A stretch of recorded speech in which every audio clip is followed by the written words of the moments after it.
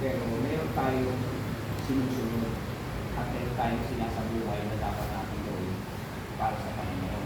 Kaya yung tao, minsan, ay nararamdaman natin kung saan malaman na at kung tayo dapat makakakaroon na may share natin yung word ng God. No? Number one, isa ito sa mga katangiang makikita natin. Number one, godly righteousness. Ibig sabihin, maka-Diyos na pangumuhay. No? Maka-Diyos na pangumuhay. Tayo po ay habang tayo nagkakaita, habang bumibilis ang takbo ng panahon, dapat maging mabilis din yung ating pamumuhay sa Panginoon.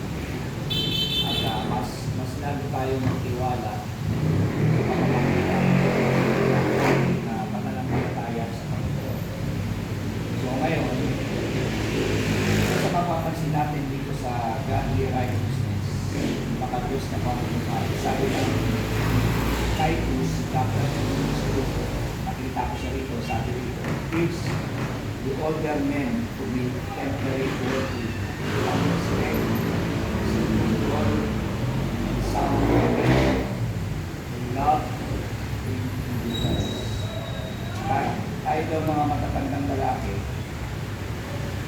na maging mahinahon tayo, siyempre pag tayo tumatanda na, minsan na dapat tayo ng ating mga emotion. At tayo maging halimbawa na maging mahinahon, sabi nga, turuan yung matatandang lalaki na maging mahinahon, karapat-dapat, paggalang, pagtitigil sa sarili, at maayos na pananampalataya sa pag-ibig at pag-ibig. Ito yung tamang pamumuhay na maka-Diyos na katuwiran na dapat nakita ko sa ating Panginoon. Salamat sa Panginoon. Nagagawa na lang naman natin ito. Nakikita ko naman yan at yun din sa bawat isa sa atin. Normal lang na meron tayong nakakaharap ng mga minsan yung mga kapatid tayo. Minsan naman may mga bagay nakakaharap natin mga problema. Kaya ang Panginoon, natutulungan tayo ng Holy Spirit para mapaalalahanan. Kaya ang pinaka-importante dito, yung temporary, yung pagiging mahinahon natin. So yan, galing yan sa Holy Spirit. Hindi maaaring wala tayo. Meron tayong ganang klase pagiging temporary. Pangalawa, yung tinatawag na worthy of respect. Pag sinabing worthy of respect, ay karapat-dapat na paggalang. Karapat-dapat na paggalang. At ang sumunod ay yung self-control, yung pagtitigil sa ating mga sarili. At and sound and faith. Pag sinabing sound and faith ay maayos na pananampalataya. Kung may kalinawan ng isip, kung sa may kalinawan ng pag-iisip, ay kalakit doon yung in love and endurance, pag-ibig at may pag-ibigis. Yun ang kagandahan ng tinatawag na godly righteousness. So, nagre-reflect yan sa ating buhay. Nakikita yan ng tao sa atin. Kaya yung tao na-attract, nalapit sa atin. At minsan napapang-recover. Walang kanilin, walang katulad yung kay Brother Robert. Yung mga tao sa trabaho niya, nagdadala niya sa Panginoon kasi nakikita, mayroong nakikitang something na kanilang sinasabuhay. At kaya naman, yung tao, isa yung lalaki sa atin. At napapakakita natin sila ng salita. At pagpipigil, katulad yung emotion natin. Pangalawa, yung mga pagpipigil sa mga bagay na makalaman.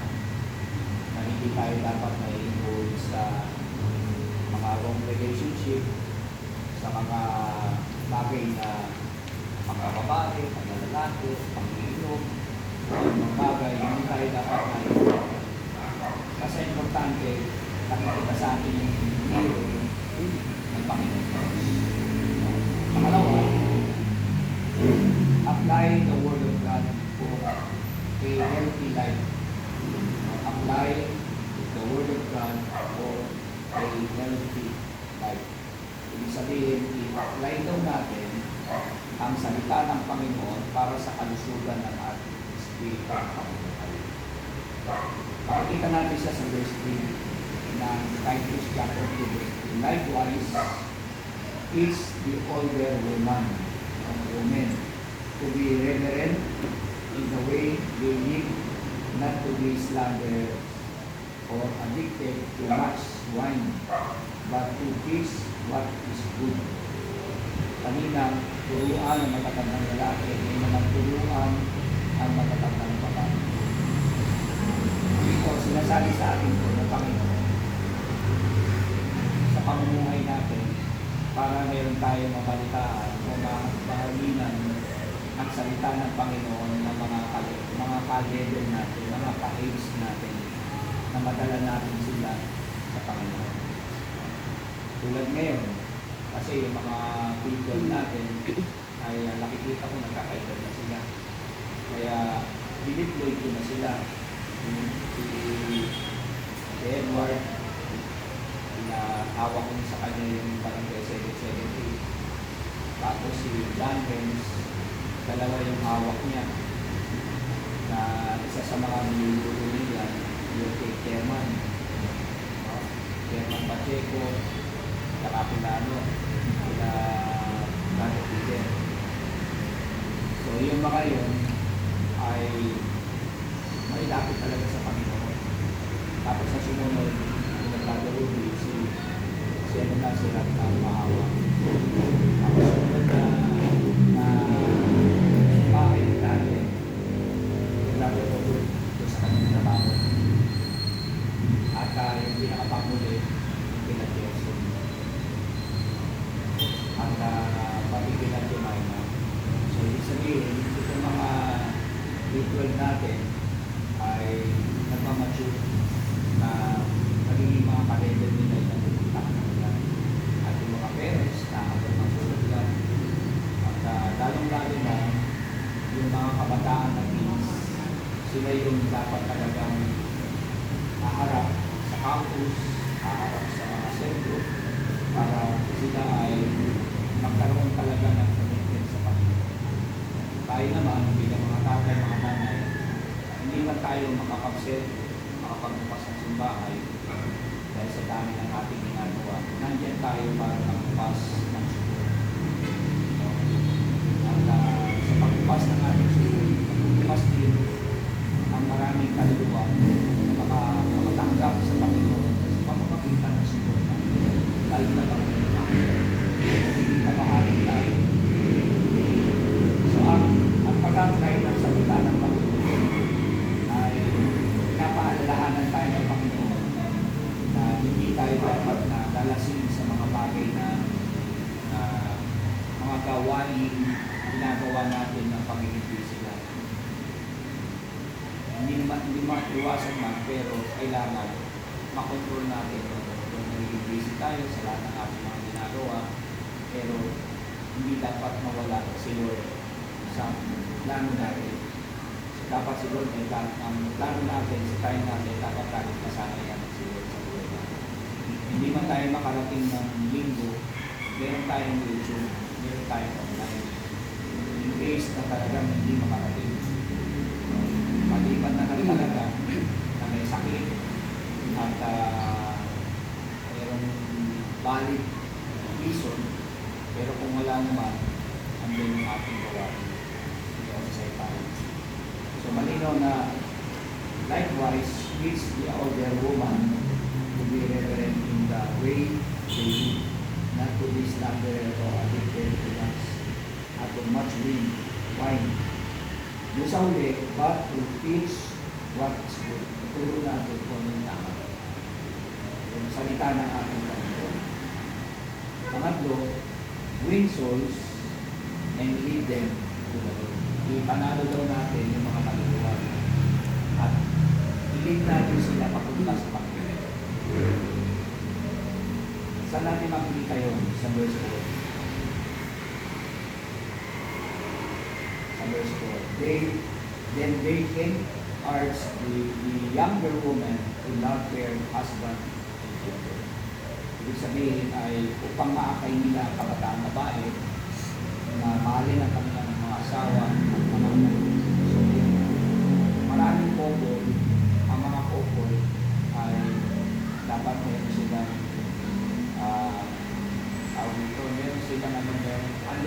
desire nila na natuturuan sila na mag-win sila ng kanilang pamilya. Pamilya nila at yung aming pamilya pa ulit, yung mga taong dapat maabot ang salita. So meaning, Jesus may lead them to the Lord. Kaya ipanalo namin dito, siyempre, pamilya natin, mga anak natin, dapat talaga naabot yan ang buwan. Kasi kailangan natin silang maibalik sa Panginoon. Sumunod, yung ibang pamilya na mga neighbor natin, makita sa amin yun. Pag nakikita yung pamilya natin na malapit sa Panginoon, meron tayong lakas ng loob na sabihin natin sa kanila. Kasi sinasabuhay natin, nakikita natin yung nais ng Panginoon.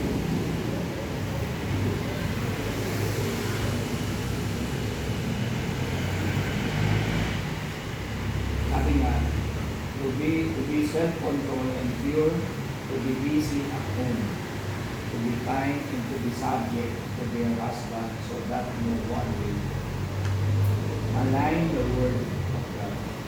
Kaya yung mag-asawa, lalaki, babae, mag-asawa, dapat ay nandoon yung control ng buhay nila, yung pagiging malinis. Busy man sila sa bahay, pero yung kanilang subject kay Lord, bilang mag-asawa, meron silang paalalahanan sa isa't isa. Pag-araw na ng linggo, hindi talaga tayo. Ang mga ganitong pagsasanay, pagtuturo ng salita ng Panginoon na narinig natin, ay mapagtuturo natin ng Panginoon. Talagang dapat kasama si Lord sa Panginoon natin. Amen? And pang-ali, is self-control. Similarly, encourage the young men to be self-control. Ibig sabihin dito ay kailangan meron tayong pagpipigil sa ating mga sarili. Ang mga kabataan sa panahon ngayon, wala yung pigil, wala yung pigil. Pero tayo mga nakakatanda sa pananampalataya, pati sa physical na bagay, alam naman natin tama yung ginagawa natin, mali sila. Dapat turuan natin sila ng pigil. Turuan magpigil para hindi sila mapahamak. Lalo na kung mga minor pa yan, mga wrong relationship, yun yung problema. Ako, kailan ba ito? Isang araw, yung pamangkin ko, kasi Yudo, siyempre nawala sa Panginoon, malis eh. Napabalik na kasi ni Jerry Gwen, kaya nanlamig na. Kaya merong mali. Merong mali. At isa yun sa mga mali, sa mga panahon ng kanilang kabataan. Alam ko yung likot ng pamangkin ko. Naalaman ni Jerry Gwen, balik okay lang yung nandiyan si pag-asawa ko. Planong lumigaw kay Tap. So, hinarang ni Jerry. Sabi ko Jerry, pag mong gagawin yan, kasi hindi lang yung pinakayanan. At yung pinaplano mo, pinabalak mo, napabasa mo. So, napagalitan siya. Kaya ayaw ni Jerry yun. Parating ngayon sa akin, huwag nangyari, bakit malis na walang paalam? Kasi dito nakatira malis na walang paalam. May message ko. I'm sorry. Sana maintindihan mo. Hindi ingatan namin yung mga tao. Ayaw namin malagay sila sa alam namin. Lalo man na napakabilis na panahon. So, malis na. Lipas ng wala pang isang taon. Pag-asawa ko sa naman. At nag-ibig, nag-anak, ako nag-dedicate. At after ng dedication, yung palitin niya, sinigawan niya sa sakit na salita ng kapatid ng babae. Hindi siguro, sa pagod na rin pag-aalaga ng ako sa bahay, kasi parang sila sa trabaho, tapos sila ng opisina. Sa galit ng misis ko, ng kapatid ko, na nag-emosyon, ay ko siguro, at sasaksakin sa rin. Ito pinaka.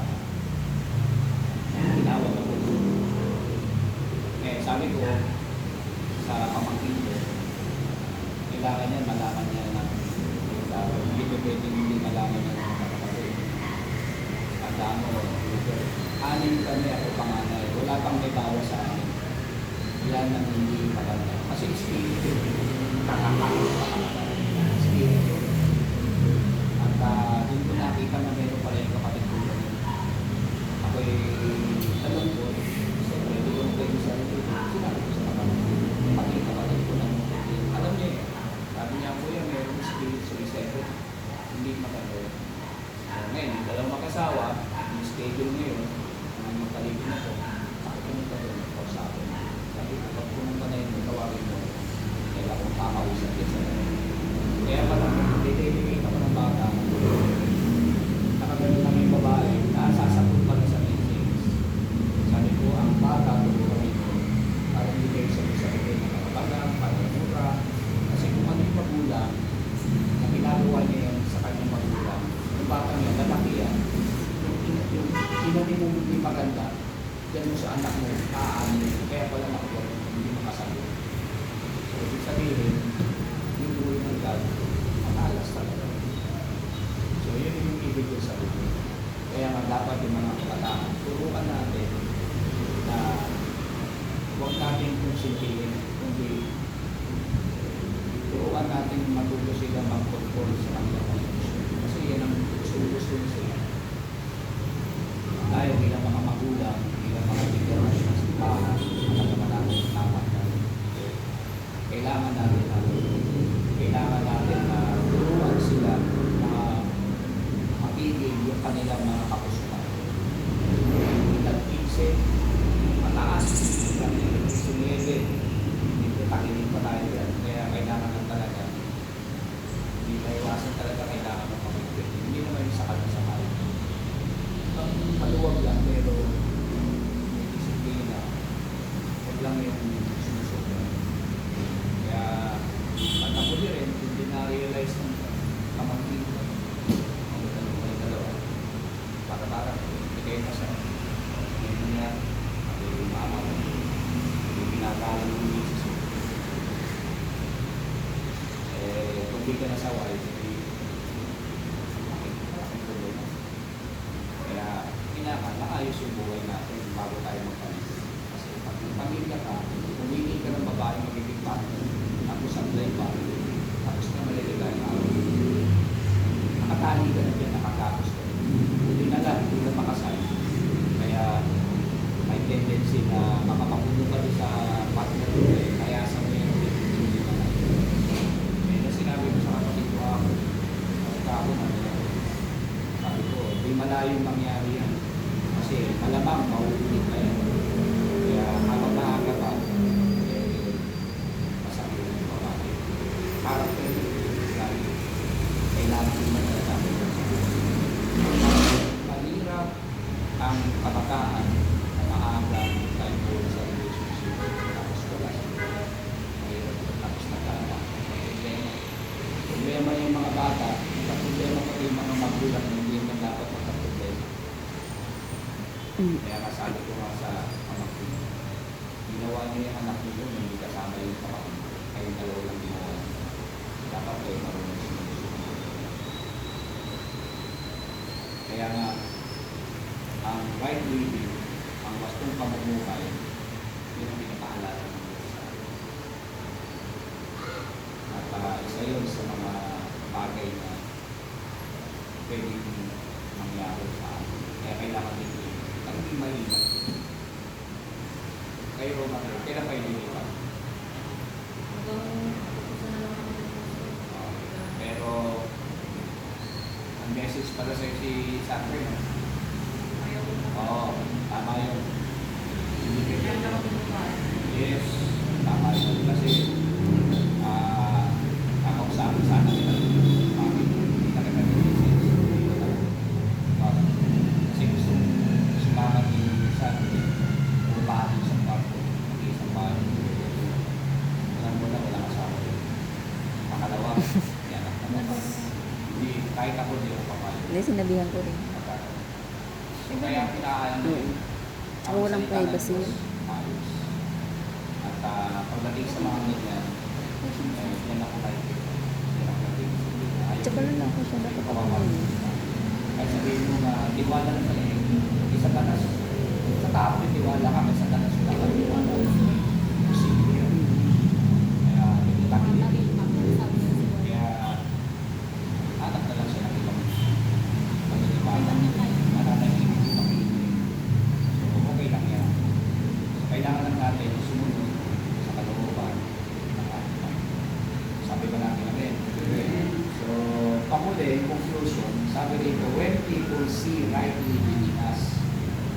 come to us willingly because of our godly.